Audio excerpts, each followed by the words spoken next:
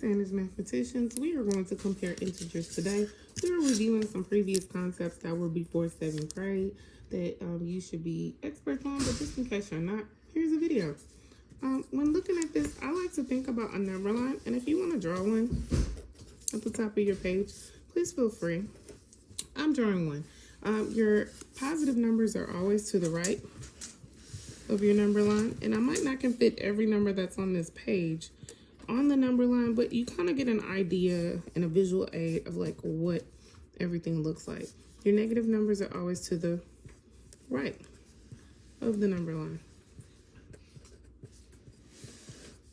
All right, so what we want to do is we want to compare these integers using the symbols less than, greater than, and equal to. So if we're looking at the number line, we know that our bigger numbers are on the right of the zero, our smaller numbers are on the left of the zero. I'm sorry, that's backwards. The bigger numbers are on the left of the zero, our smaller numbers are on the right of the zero. Excuse me for not knowing my left and my right. Honey, don't judge me. Anyway, next, so with that being said and with that knowledge, we are coming here. 3, is it bigger than negative 5? Of course, because positive numbers are bigger than negative numbers. So I'm going to write my symbol like this because the greater than symbol needs to be on the number that's bigger. Smaller than needs to be on the number that's smaller. Let's look at the 0. People think 0 is not a number. 0 is so unforgot. It's just forgot about. And shame on you for forgetting about 0. But 0 is bigger than all negative numbers. So that therefore 0 is bigger. Negative 10 is smaller. If you notice, these two are the same. You should have an equal sign. Let's go to a negative and a negative. The negative that's closest to 0. See how negative 2 closest to 0? 8 is way over here. It's smaller. Way over there.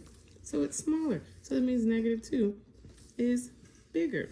What I want you to do is continue this section, figuring out which one is bigger, which one is smaller. Use your number line if you want. Extend it out. Use a different piece of paper. Whatever you need. You got it. Let's look at this side. You're going to circle the integer with the greatest value. So it's just like we did here, but this time we're going to circle. So we know, I'm not going to do the ones that have a negative and a positive because we know negatives and negatives are smaller than positives and positives are bigger than negatives. So let's look at this one. Negative 14, negative 16.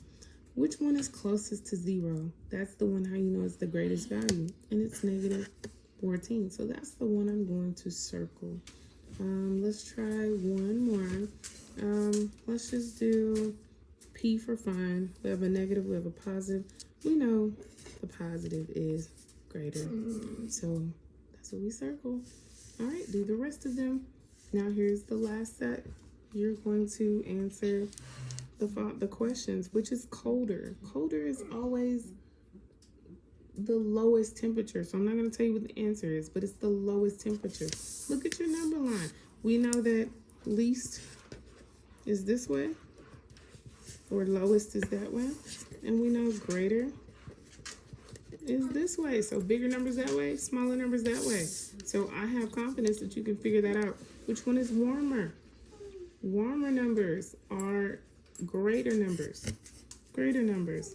So I want you to figure that out. Which one has a higher elevation? 40 below sea level or 14 below sea level? I want you to kind of imagine the ocean. This is my ocean. Ocean is always at 0. Sea level is always at 0. So anything below sea level are in the negatives.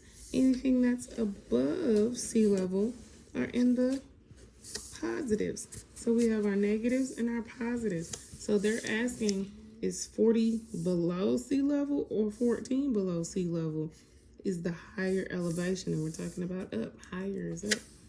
Then we're talking about 2 feet below or 1 foot above. Which one's the higher elevation? I think you got it. You got it. Believe in yourself. See you in the next video. Turn them alert. Bye.